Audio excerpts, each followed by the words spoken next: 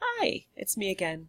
I think I realized that I actually didn't say my name in the last one. So I'm Tracy Carry-On. I know there was an introduction video, but I certainly wanted to throw that out there. Um, in the last video, I talked about what is happiness and about what are habits and how do we create them and what's going on in our brain when we create a habit and what are some of the habits of the mind that can get in the way of our well-being, that are limiters of our well-being. And those can include the story spinning that we do, the go-to thoughts and emotions that we have, as well as that negativity bias that the brain is built with. And so how do we work with this? This is what we're going to talk about in this video. How do we make changes that last and get the experience we want? Well, basically, we have to use our mind to shape our brain. And what that means is we have to engage neuroplasticity consciously. Talked about neuroplasticity as being that part of the brain, that element of the brain that is moldable. The brain is shaped based on our thinking, on our experience, on our behaviors. And what we do over and over again shapes the brain in very specific ways. But we can, as adults, engage that process consciously. The brain shapes with or without us, consciously or unconsciously. But when we become adults, we have the opportunity to step in and say, you know what? I want to create happy habits instead of habits that are not good for my well-being. So let's look at that. The habit I am going to talk about to do this, one of the best ways I have learned throughout my own life, and my motto is, you teach what you need to learn, excuse me, is mindfulness.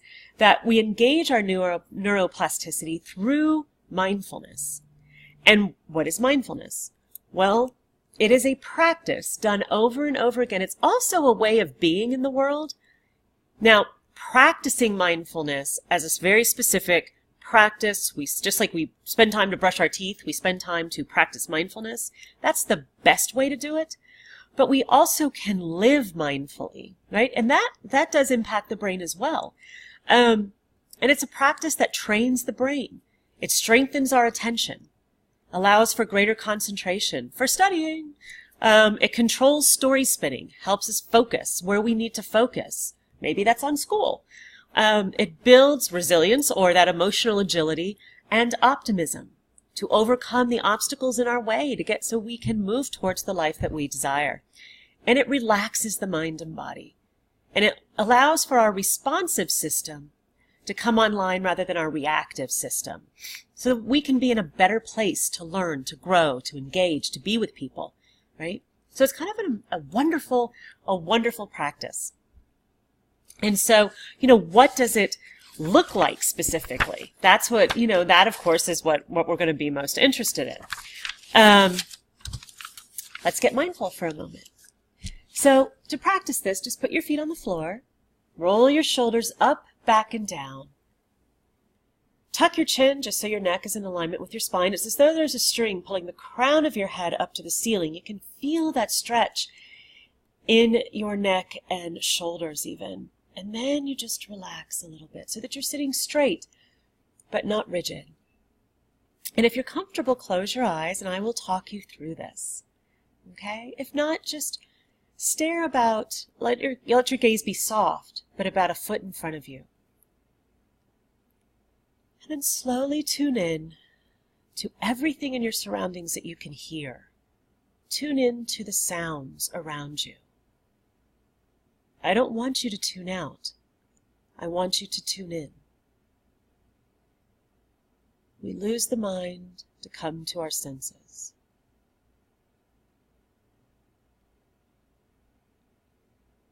And then slowly shift your attention and your focus to the feel of your body in the seat, your feet on the floor, your back against the seat, the posture of your hands.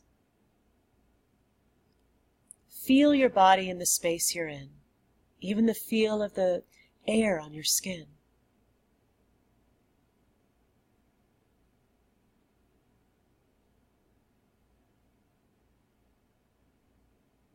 And now gently move your attention to the rise and fall of your body as you breathe in and out. You don't have to change your breathing, just notice where your body rises and falls. And follow the wave of it, in and out.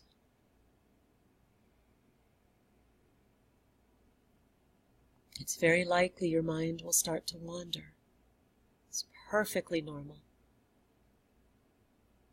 Just notice that it has wandered, name it, and return to focusing on your breath and the rise and fall of your body.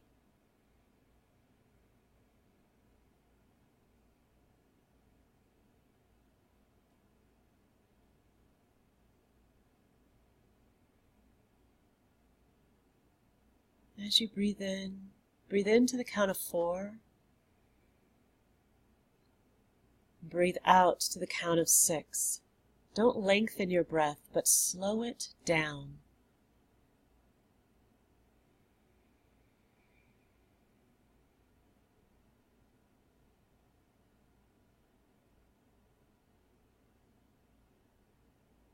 Any thoughts or feelings come in, just notice, name, and return.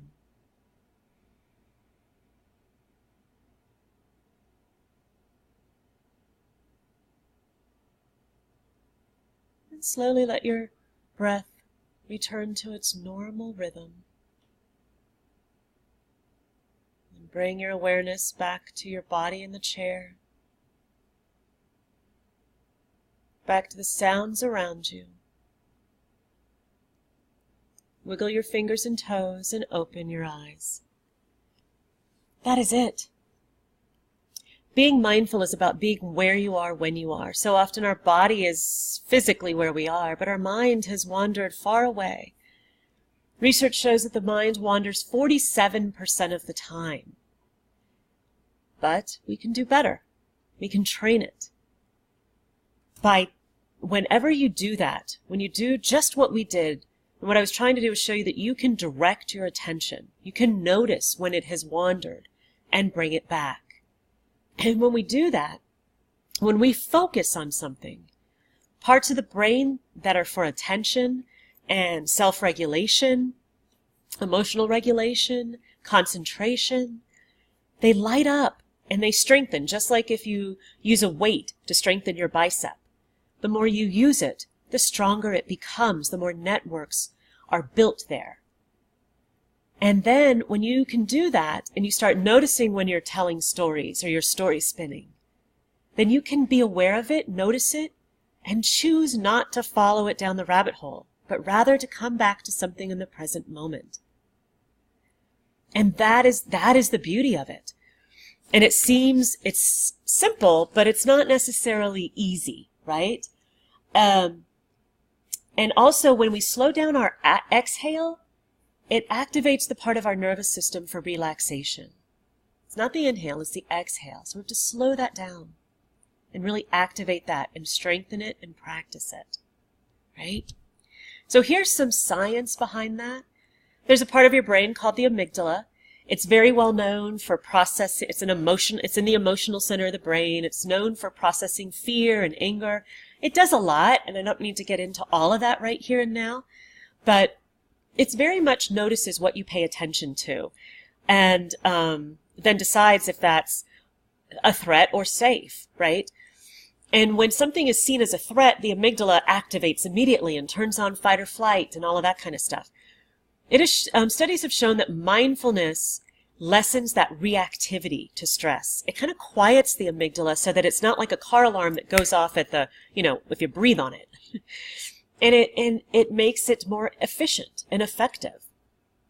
There's another study that showed that mindfulness training strengthened the efficiency of the connection between that amygdala and something else called the ACC, or anterior cingulate cortex, which is very much involved in our emotional regulation, our kind of paying attention, our executive functioning, our ability to make decisions, things like that. And the more efficient these things are, the better they work together, the less reactive we are, the better we are at making decisions, the clearer we are, the more focused, right?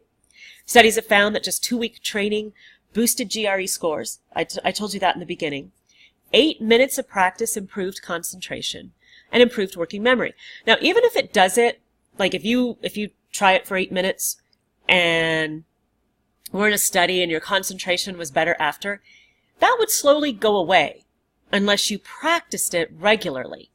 So you don't just do it once and get the benefits. It is a practice because the brain needs that practice to remember what to do, right? So mindfulness is a way of being in the world that is less reactive, more responsive, more focused, allows us to pay attention where we want to pay attention. Another thing we can use mindfulness for is to help build a positivity bias in our lives. So if you just spent 5 to 10 minutes a day, at least once a week, like consciously scanning your environment for positive moments, they can be your moments. Somebody opens a door for you, you get a good parking place, the sky is blue, whatever it is, or somebody smiles at you, or even positive moments between other people, but you really let that get in the way we only usually let negative stuff get in, then it can help the brain build a positivity bias. But you have to focus on it. You have to look for it. You have to be mindful to those moments in life. You have to be present to the present so that you notice them and that you don't just let them pass by. So that would be an activity. This sort of displays an activity we would do if we were together. So building a mindful life. Create a mindful practice for yourself. It can be very short, 3 times a week, starting out 2 minutes a day, just like you brush your teeth for 2 minutes. Spend some time just breathing, doing exactly what we did. We'll have resources in D2L for that. I've given some ideas here. Mindfulness meditation, guided imagery. You can get apps.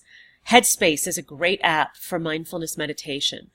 There are others out there, 10% Happier. There are many. Yoga or other movement meditation. Down Dog is one of my favorite apps for yoga, but there's classes, lots of opportunities for that. Contemplative prayer, if that's important to you. There are books on contemplative prayer. It's a mindful type of prayer. Mindful coloring is a big thing these days. So pick something that you can do for a few minutes a day to bring you into the present and strengthen that capacity to be with where you are in an agile way. And so I'm just going to leave you with this thought that I'm going to speak to you because I don't have a slide for it.